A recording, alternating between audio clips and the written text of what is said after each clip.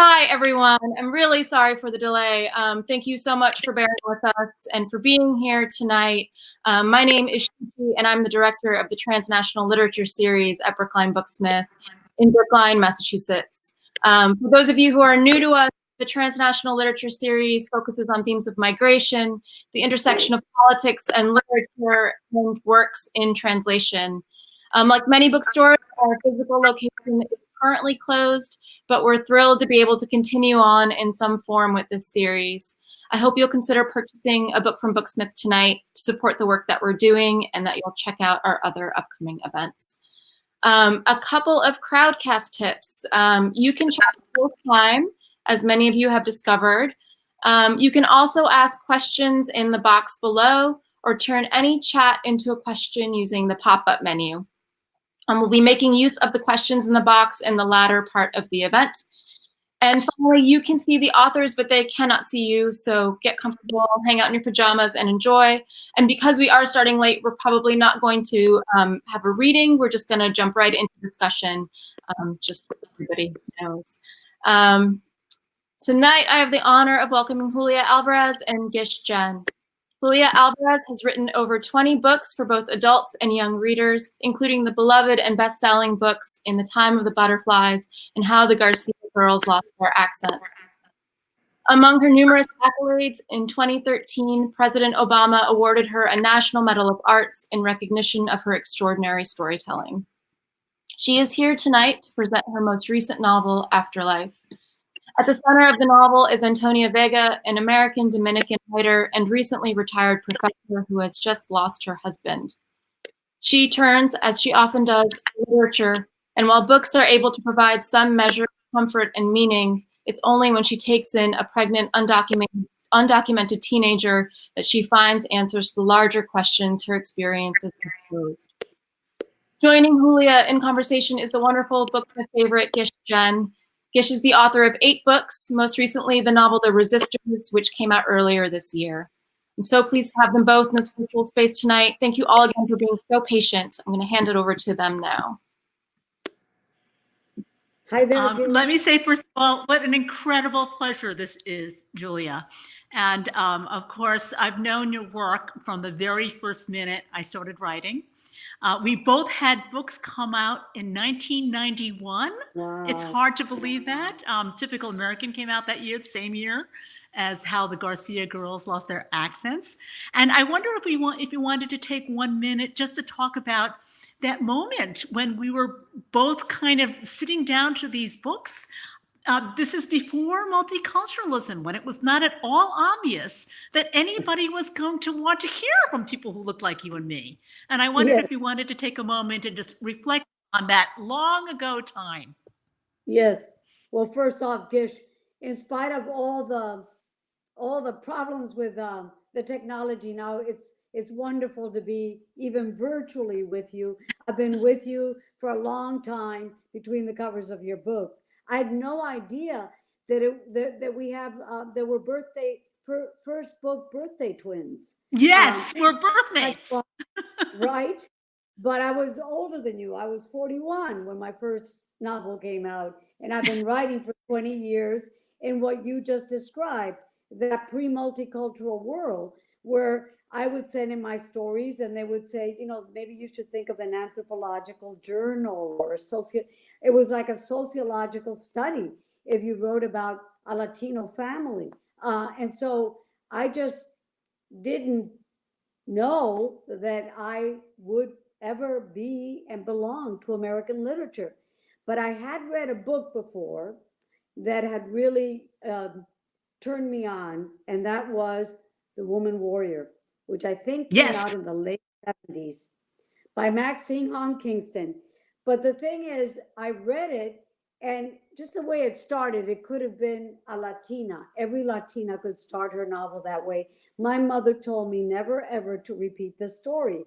And then it was a totally different family from mine. But I saw, it's just that reflection. I saw that it could be done and that it was beautiful. Yeah. And that all of a sudden, everybody was discovering this new literature but we've been around. It was sort of like Columbus discovering America. we've been here. and It's so funny. writing. So we have the same literary mother, even though and that's such an American story that you and I would both have Maxine Kingston as our literary mother. And of course, I'm sure you remember this time too, when it was not possible that we could be writing novels. And if you remember, she wrote Woman Warrior as a novel, but Right. her publishers forced her to publish it as an autobiography because they did not believe that an immigrant woman could be writing a novel. That was an impossibility. Right. So by the time we came along and we actually wrote books, we called them novels, it was a big deal. You know, it's so hard to believe today, but it was a big barrier. And here I was working against the same barrier as you were. We didn't know each other. I know. We were both pushing this thing down, right?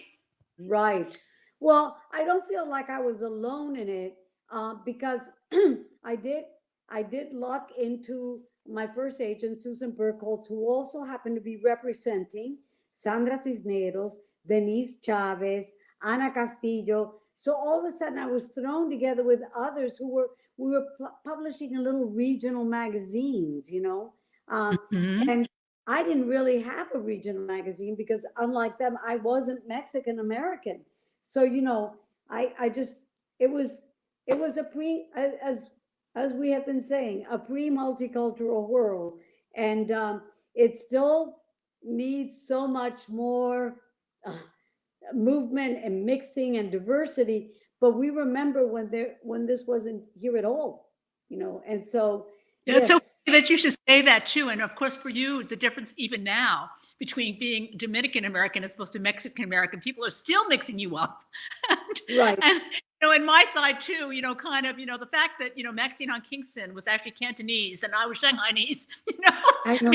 You know, the American audience had no idea what we were talking about, right? Right. So you would sort of say, well, you know, we actually, our home languages are actually not the same. You know, right. No, they have it does not compute, right? Yeah, right. You know, another thing I noticed though about you from afar was that, you know, that you have said that, you know, basically that, you know, had you stayed in the Dominican Republic, you might not have become a writer. That when you were in the Dominican Republic, you were not that interested in reading. And it's sort of one of the great gifts of America that you came here and as a result, you discovered writing and became this person. And I have to say that has a little bit of a parallel for me too. I don't think, had I been born and raised in China, that I would be a novelist today. And especially as females. American gift. Mm-hmm. You know, it's, I think maybe there would have been other forms of storytelling. I came from a culture that was still basically an oral culture. You know, I didn't have readers around me. They were in public libraries. So, and the only experience I had with books were with textbooks that were part of the dictatorship, censorship in a school, and they were dull and boring. However, I lucked out because one book I got as a youngster, and it turned me on even before coming into reading in the United States, and it was the Arabian Nights and the story of Scheherazade. And a woman that tells stories to keep herself alive and to save all the women in her kingdom. And, you know, I was a kid, so I wasn't analyzing it in any complicated way, but I was in a dictatorship that was very, you know, preying on women. The dictator had any woman could be brought to him. He had several people in his cabinet that were like his procurers. So, you know, I don't know, somehow there was a lot of resonance in that story. So I think I was always interested in stories. And I knew that stories, from that story, I knew that stories had power, but that I would be, you know, write books and in English, this impossible language, that was way beyond my comprehension, you know. So yeah, the great gift. Miracle, really. And, Right. and I really noticed that in your book, there's a way in which, if you don't come from a background sort of like ours, you can take the kind of the storytelling, the novel for granted. But I really notice in your work that you commented on it all the time. The power of the story, the power of the writing, of self-making that goes on through the written word is all over your work. And I wonder if you want to talk about that a little bit, because I do think that, as you're saying, we both come from traditions that are more oral than they are written. And Right. I think that there's a difference. And I think that when you start to immerse yourself in this written form, that it enables a kind of self-invention and a kind of a self-awareness that, among other things, sets you a little bit apart from your siblings, I will say. And I see this all over in your work, your narrators, Yolanda, or now Antonia, they're because they can quote Matthew Arnold, and also they're aware that they're storytelling. There's a kind of self-awareness that has come with the page, that has both allowed us to tell many stories, but it set us apart a little bit too. And that's something when I read your books, I always feel like look, we don't read to identify with the narrators, but I do always identify with your protagonists, because they have this quality that I so recognize from my own experience. And I wonder if you talk about that a little bit. Well, I once was on a panel with Julia Glass, and she was supposedly representing, fiction that's fiction that's totally fabricated. And I was supposed to be the autobiographical fiction writer on the panel. And she said something that really, that I knew, but she gave it words. She said, all fiction is emotionally autobiographical. But for some of us, the membrane is thinner. We can see the connections. That said, when I write, I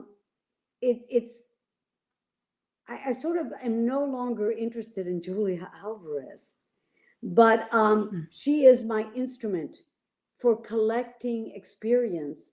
And her senses are all I've got when I'm making something.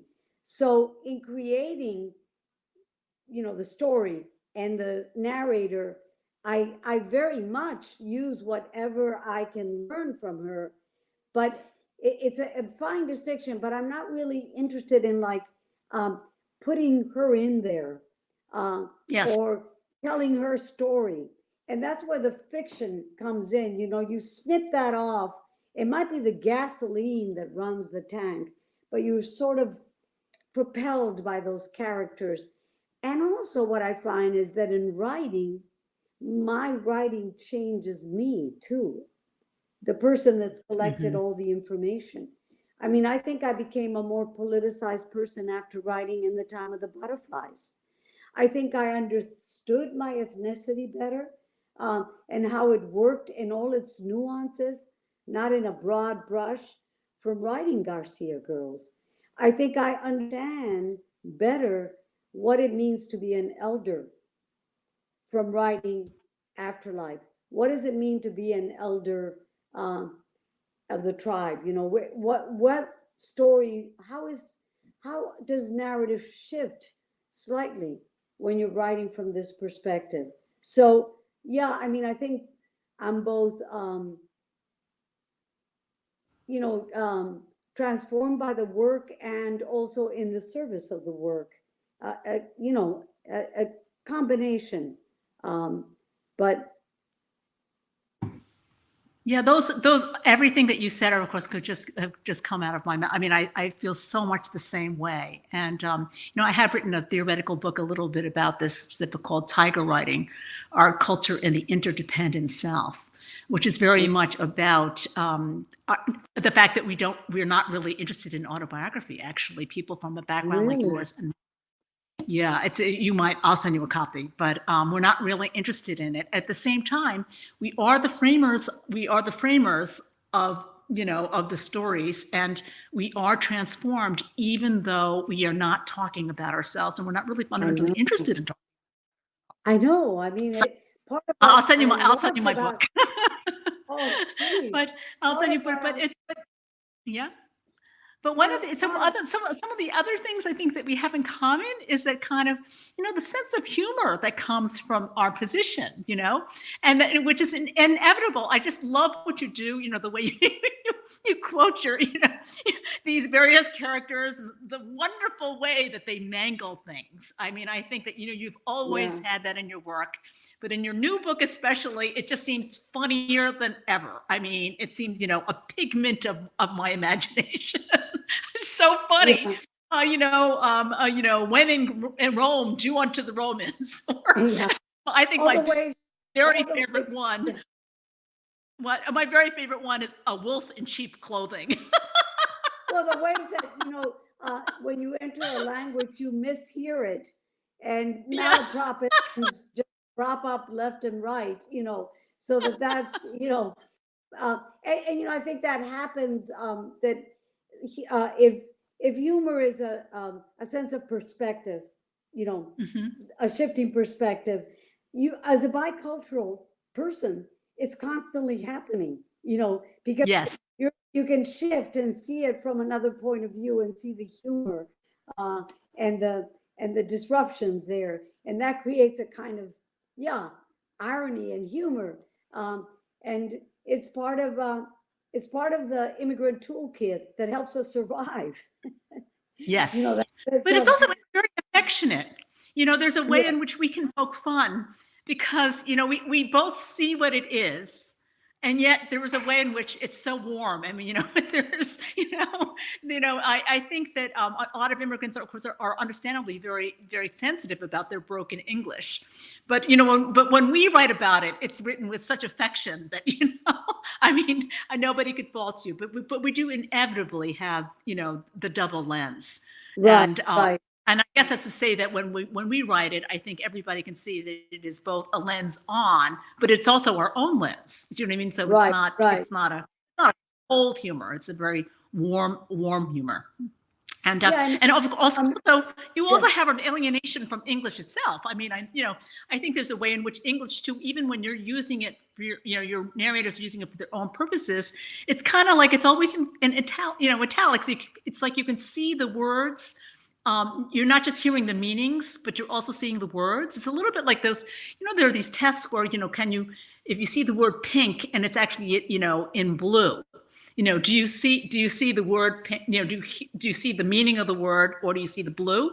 And you can kind of see both. Do you know what I mean? I mean, this kind of very naturally, you can't help but see the words. You don't just see the meaning. So all these things like, objects in the mirror are much closer than they may appear, or the recalculating of the GPS, and, all these things, it's so natural to your protagonist to comment on these things. And that, like there's a slight kind of alienation within her use of English, even though she's completely fluent in everything, except that there's just a little kind of awareness there that you don't necessarily see in people who are not kind of aware of other languages, I think. Right. Yeah, and I think it adds a kind of dimensionality and a depth to your work that, I mean, I personally just I love, and I think that immigrants from any background, will recognize this, this feeling of like both hearing the words as they are, as a for their meaning, but also the words themselves. Right. A little bit of an alienation there, but I wanted to talk a little bit. So this is, as you're saying, this is your first adult novel in 15 years. Of course, I myself, when I heard that this is coming out, I was like, yay. But it's really very different than your other works. I mean, on the one hand, we once again have the four sisters. We're delighted, of course, when we see those four sisters. I mean, I know they're different sisters, but nonetheless, we still have a set of sisters. But very strikingly, as a fellow novelist, is that, you haven't done the big sprawling book with a million points of view. Now it's a really, this is a short, focused, lyric book from one person's point of view. And it's a very kind of like, you're using the word elder. There is something about it, which is that, you know what, I am now down to what I think really matters. There's a kind of stripping away, and it's a stripping away. It's okay. And I wonder if you want to talk about, just what it takes to get to that point in your life where you feel like, okay. Yeah. Well, one of the things, when it says, when I read 15 years, I thought, oh my gosh, it's been that long, but I have been writing all along, maybe not adult novel, but also I have been writing as, it's my practice. It's a calling. You don't want to be around me if I'm not writing, because it's my way of making meaning and integrating things.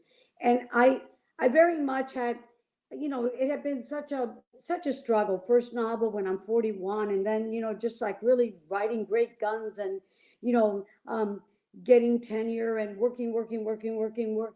And suddenly it's sort of like it stopped. And I didn't want to keep just repeating the things I already knew how to do.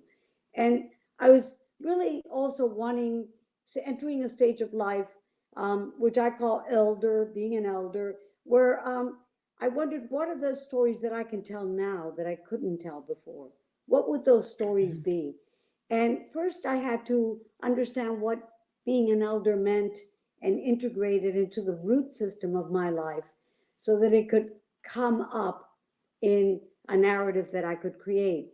Because otherwise I was just, it felt artificial. It felt like a project. It didn't feel like it had gravitas in it. So part of it is that it took me that long to sort of put it together. But also I've always been enamored of this Japanese sensibility, whereby you strip away all that's not essential, and what remains is charged. It's the haiku sensibility. I've always admired short lyrical novels, reading Turgenev by William Trevor, A Simple Heart by Flaubert, So Long, See You Tomorrow by William Maxwell, Julia Otsuka, The Buddha in the Attic. I mean, I just love these. And my Latino Rococo, multi-points of view saga tradition was so different from that. But I wanted to do this. And so all these little, things came together to make the narrative of Afterlife happen. But that's something I really, I started as a poet. I did not start as a novelist. And so I've always been interested in that place where a novel is tipping and transgressing its genre. I've always loved borders being transgressed because I don't believe in them. So I like it when these genres kind of move into something else. And so it was a challenge that I was very aware of, especially in the revision process, that this is something, I wanted the novel to participate in a world where there are many losses, and it's a diminished world, and the form to reflect that, stripping away of all her certainties, to see what remained, Well, it's very touching. And I wonder if you, would be comfortable talking about some of the things that happened to you personally that kind of, led you to write this book. I don't know if you feel comfortable talking about the death of your sister at all, or, because, you had some very serious things happen that led you kind of become the person that you are now. Well, yeah, I mean, I think, you don't get to be 70 years old and not have losses in your life. And one of the great things about, having an extended familia, my father was the youngest of 25. He was the youngest. So 2 wives. First wife died not in childbirth, and then first one had 10, and then second one had 15. So it was a huge clan. But what happens is that it's wonderful for storytelling, but when that phalanx of that older generation starts to die, you don't lose just a nuclear few. You're losing dozens of people. So I had entered a world in which people were just dropping off that I loved, figures in my life, and losing my sister was grievous and very, very tough. I still maybe can't really, enter into that except in narrative fictional form. And then, what I felt was like that we were living in elegiac times. We're seeing the death of extinction of so many species. We're seeing, the environment, the earth, the storms, coastlines going underwater. We were seeing in civil life the end of a kind of civility, divisiveness, gun violence. It just felt like there were so many losses. And part of what I wanted my character Antonia to tackle was, how do you move through those losses and not shut down? How do you move through them? And that's why the title Afterlife. We go through many, many little deaths in our lives. And how do we come back and have an afterlife that is open-hearted and a bigger version maybe of the life before? And that's the challenge. The challenge for Antonia, personally the challenge to me, personally the challenge that's come to all our doors now with what we're going through with this moment we're living in, the pandemic. How do we face and not stick our head in the sand, but also how do we endure and have resilience and come through as a more beloved community? And that is the challenge. And that is, Antonia's challenge too. Your book is so beautiful because it's about transcendence. And it is a transcendent book, and a book that does feel like something that, somebody has to be 70 to know how to write. It's very, very beautiful. And I wonder, even though that, we sort of said that, there wasn't time for you to read, but now that you said this, I wonder if you wouldn't just read a little bit so that people can hear, a little of this beautiful lyric note that you hit in this book. I know, would you be willing to pick it up and just read a little bit? Well, I know we said we weren't going to do that, but I mean, just hearing you, I just feel like, people should really hear, what this is that you arrived at in this beautiful book. Well, the thing is that what I usually read, because otherwise you have to fill in with who all everyone is. And it's like when someone tells you an endless dream at breakfast. And, I don't want to, do that, but maybe from reading the prologue, if there's time to read that. And because it's getting dark here in Vermont, as you know, Jen, I'm going to have to bring my light around. But this is from the very beginning of the book. And so there's nothing you need to know except that you're going to meet Antonia. And it's called Broken English. She is to meet him, a place they often choose for special occasions, to celebrate her retirement from the college, a favorite restaurant, and the new life awaiting her.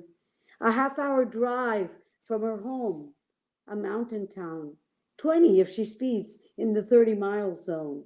Tonight it makes more sense, a midway point, to arrive separately, as she will be driving down from her doctor's appointment.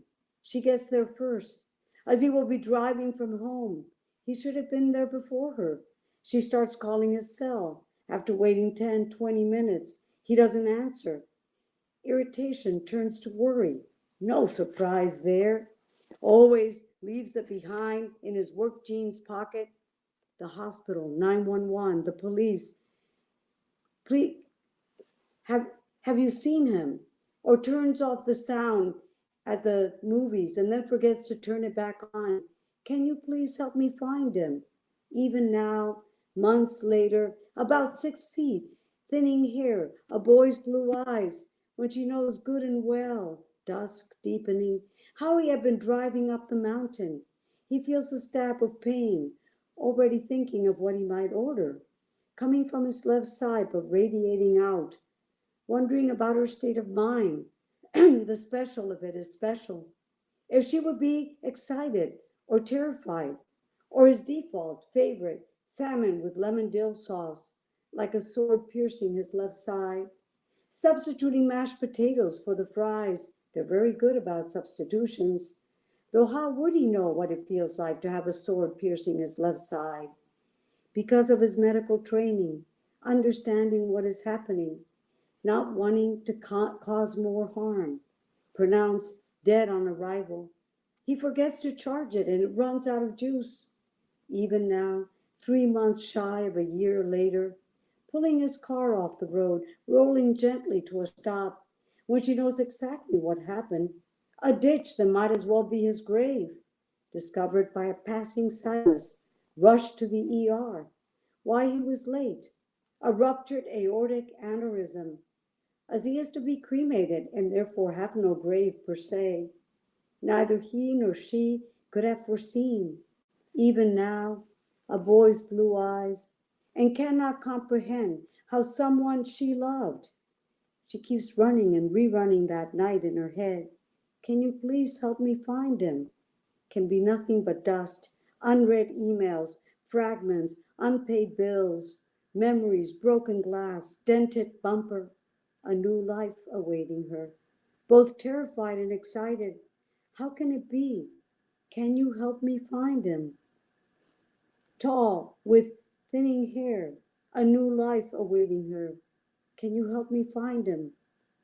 A mystery she cannot by any means solve. Nevertheless, she keeps asking, where are you? As this is the only way she knows. Can you help me find him? How to create an afterlife for him. Sorry, the lighting is not the best in here. So beautiful. And I wonder now, maybe in the last 15 minutes that we have here, if you shouldn't try to take questions from the audience. I'm not actually sure how that works, but maybe she can tell you. Yeah, hi. Thank you so much for that reading. That was so beautiful. I'm glad we got to hear you read a little bit. So we do have some questions here. So the first question, can you hear me, by the way? I just want to make sure you can hear me. Yes? Okay, good. So the first question is from Marina, and she asks, is there a plan for Afterlife to be translated into Spanish? As a matter of fact, it is. It will be in Spanish this September, the 22nd, and it's under the title Más Allá, which my agent Stuart Bernstein, via a friend of both of ours and someone else he represents, a wonderful novelist and short story writer, Manuel Munoz, suggested that as the title, and I really love that title, Más Allá. Yep. So it will be there in Spanish. Do you get to help on the translation? Are you part of that process at all? I don't know if Gish can also speak to this, but I am English dominant. I came to this country pre-multicultural world. Here we go, pre-bilingual education, when we were discouraged from learning from keeping up with a native language. Learn your English, and so therefore I am orally fluent, but I can't work the language.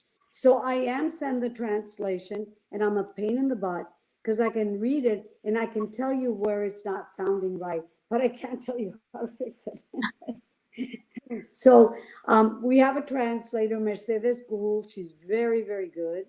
I think her background might be Cuban American, but this is what we were talking about, Gish and I, a little earlier, that we have different Spanishes, even in our different little islands.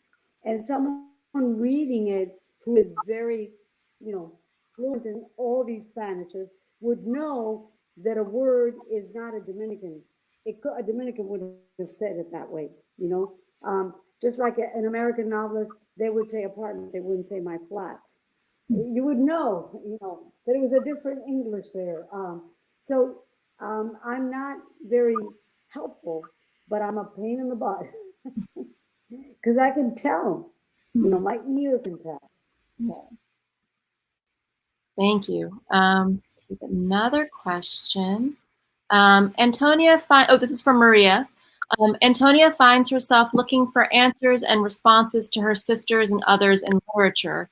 What sources do you draw on when you're looking for answers in your own life? Well, I think part of the thing that I did, that I wanted for Antonia, she's always held on to these little talismanic pieces of language and literature to make meaning and to keep her, you know, keep her from what she calls "here there be dragons," keep her from meaninglessness, from the fragmentation that happens in that first chapter. Because I could have told the story of the accident just as a straightforward story, but I wanted the syntax. I wanted it to reflect that everything's falling apart. But one of the things that falls apart is how much literature can ultimately, anything you hold on to as the answer will betray you. And part of the thing that she learns is that sometimes words are not enough. Sometimes the things she has used to make meaning will fail her. And sometimes you need to show up. And life demands more of you than a good quote, or you know, a gated community of your taste. So I think that's part of the chastening that happens to my character. That said, yes, you know, as someone that has labored in these vineyards now for over, well, 50 years, you know, this is very much the words, sometimes the way they're put together, the way a narrative is told, the mystery stirs again in me through the language, you know, and that's something that, you know, I talk to my gardening husband, and he feels that. I look out the window as I'm writing, and I see him leaning on his hoe or his pitchfork, and I say, "Oh, he's having his moment," and I'm having mine. So I think it's something that I've a way that I think I connect to something transcendent, bigger than myself through language. Uh, the words are strung together, and suddenly the whole Christmas light string lights up. And in this momentary, the world makes meaning. And yeah. Are you finding right now, especially, has your reading changed? Some people are talking about how they can't read right now, and I don't know. Have you found that your reading has changed at all with this particular moment Well, we're in? I think I'm reading more poetry, precisely because poetry is at that cutting edge of language. The other side of the poem is the silence, the huge silence, and it moves into those spaces. And you know, I sort of feel that that's where I'm at. That's where we're at. So poetry, I always read it as first thing in the morning, anyhow. But I'm finding that it's something I keep returning to, the poetry. The other thing is, and I want to say that to all the writers out there, because you know, a writer thinks, oh, there's going to be all this solitude. This is, you know, really, it's going to be great writing time. Boy, you know, I'm going to go gentle on yourself. You know, this is a huge thing, and we're all trying to integrate it. And if you instantly build up your little fortress, as Antonia likes to do, of you know, all your reinforcements and all your ways of resolving and making meaning, you're not going to learn anything from this moment. This moment is big, it's huge, and I really feel this, to be gentle with yourself and with you.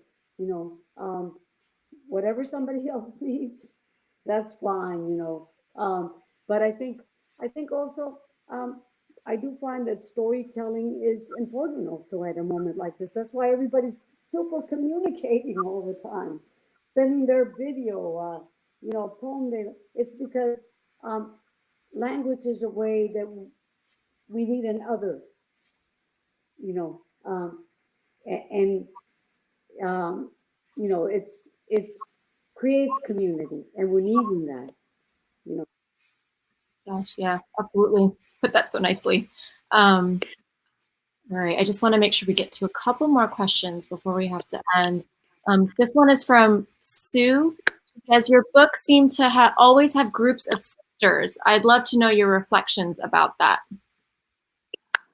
Well, Gish and I talked about this when we talked about early influences, and Little Women was right out there. Yeah, reading Little Women, and for me it was wonderful because all of a sudden, here was a family with four sisters. I'd never seen that before, and they could have been my sisters, even though these were American sisters. I grew up in a family of sisters. I grew up in a culture that supposedly is machista, and there is machismo. This was very much the enveloping world, but I grew up, the men left in the morning. It was all the tias and mami and abuela, and it was a world of women and of storytelling. So I've always been interested in groups of women, and I've always been interested in the person that is marginal, that hasn't been able to tell the story. And traditionally, that has been the female half of the demographic. So what with the Garcia Girls, I was interested in the immigrant story from a female point of view. I've been reading other immigrants like Mambo Kings play songs of love by Oscar Iwelos. I had read Piri Tomas. What was the female story? And also with the Mirabai sisters, I read all about the dictatorship in the underground. What was the experience of being a woman and inside a woman's body in a dictatorship? And what was created by the fact that the Mirabai sisters were also four sisters, by having that coven, that critical mass of female, coming together. So yeah, I am interested in sisters, and not just blood sisters, but the things that women together can make happen. Shahrazad, we always hear about Shahrazad. She's the one that tells the story. Shahrazad took her sister with her into the Sultan's room. Dunyasad was there with her. They had a little plot. Dunyasad said to Shahrazad, Shahrazad, why don't you tell us one of your wonderful stories? They had worked the whole thing out. It took two of them. It wasn't just Shahrazad. Well, one of the questions actually that someone has asked is, who gave you that copy of Arabian Nights? How did you?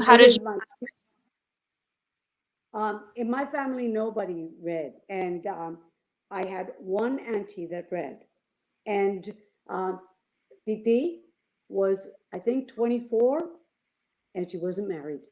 And my abuelita would say, who's going to marry a woman that always has her nose in a book? She was the reader in the family, and she was going to be a jamona. A jamona is the word you give a spinster, because she was a reading woman. And she gave me the story of the Arabian Nights. I think she could tell that I love stories. I hated school, flunked every grade through fifth grade, but I love that story, and it hooked me. So Titi, who is my one, nope, I have two aunties left of that generation, but one of them is Titi, and she is my dearest supporter. When I've run into trouble with the books I write in the family, she's my fierce defender. So she's been wonderful, yes. Okay, let's see. I think we have time for one more question. Then I just love for you guys to have a closing goodbye. Let's see. I think we have a writer who's asking a question. From Ali. She said, your books were some of the first where I just ever saw myself as a Latina in literature. Looking forward to this new book. In writing, how do you begin a book? Do you first get an idea and immediately start writing, or do you just begin? Oh, wow, that's so tough. Mhm. Gish, can you help me out? I don't know that I don't know that it's an idea, you know. If an idea came to my door knocking, I wouldn't open the door. No, it's more like a pebble in my shoe, you know, something that can't, it's something that intrigues me. You know, it's something I don't write because I know things, because, and I so almost makes me feel like I know something. And I write because I want to find things out. I don't know, is that true for you, Gish, too? I think we write because maybe, Julia, I don't want to put words in your mouth, but you know something in your bones. You don't know it in your head, but you know it in your bones. And Yeah. and there's this, it's a weird, funny kind of a funny feeling that you have that you know it, but you don't know how to say it.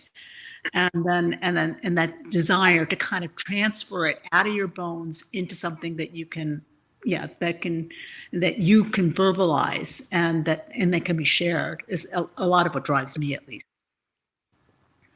That's a beautiful way to put it, because when I started by saying, you know, I had to understand and integrate, not through my head, what the stage of life was about in order to write about it. It's almost like I needed to quiet down the rush of the propulsion of just write the next book, come on, get going, and just really settle down and listen to the bones. You know, what were the things that I had learned through this journey that I've been on the page and in the life. But that's a beautiful way to think about it, that, yeah, it's something that we're feeling. You know, when we talk about, because I was thinking about this too with your novel, Gish, The Resistors, a wonderful novel, and so much a novel that picks up the zeitgeist. I mean, I talked about with Afterlife somehow having picked up all these losses, all these endings, all this fragmentation, and wanting to, at some level, have a narrative that moves through it. And Resistors is also something that has picked up what this world we're living in, where there's this kind of, you know, interconnectedness and invasiveness of technology, and also this world in which, you know, the populations have been othered and considered surplus. Well, all of these issues, you know, and they're, I think the novel, the narrative, this is what I love about stories. They try to understand things, but not just with our heads, but like you said, with our bones, with something more integrated, and therefore very profound, you know, so that you come out of a book sort of as a slightly different person, a book that you really engage with than who you were when you started. Some little chemistry has shifted. And I think that part of being a writer is that the chemistry all around you is coming in. And you're, you know, I think we're, I see both of our novels really writing to this moment in our history, and you know, in very different ways, but doing that. Yeah, I think that we know more than we know. You know what I mean? In other words, we know all kinds of things that we don't realize we know. It's a little bit like Yeah. those solar photographic prints where you just put this film out, in a field or something, and you just leave it there, and then when it develops, you see so much more than you realize was there. And I think that's a little bit like what we do. But so much of what, at least I don't want to put words into your mouth, but what works for me at least is, the quiet. You have to kind of lie there like the solar print. And weirdly, you have to do less rather than more. You just have to Right. sit there and let it happen. So people often think of writing as being this very active process, but I think it's very receptive. It's kind of the opposite. Right. And I think that part of it is the habit of writing too. Because Yes. if you think that you're going to sit down and instantly a lot of things are going to happen, and it's going to be very exciting, and you're going to be all inspired.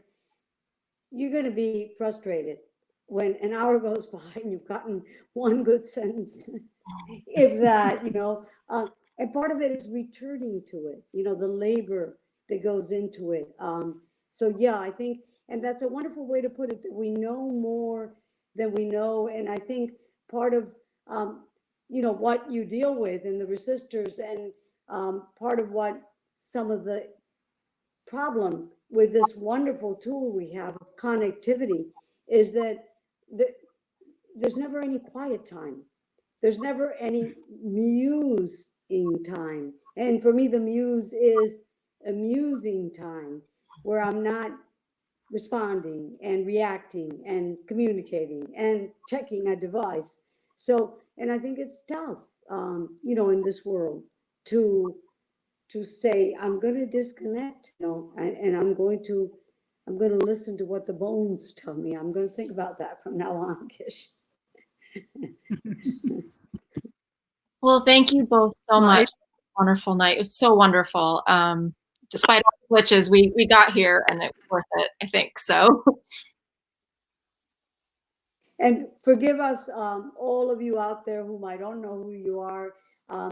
The sound was never really very good, or it was a little crackly, but it was nevertheless a one conversation. And take care of yourselves and support these wonderful institutions that can easily go extinct, like our little independent booksellers, that take care of us and take care of our reading. And now they need for us to take care of them. So thank you for hosting me. And Gish, see you between the covers of the book you're going to send me. I'll hold you to it. Hi, everyone. Thank you. Thank you so much. Good luck, Julia. Thank you for your beautiful book. Bye-bye. Thank you, Gish. Bye. Thank you.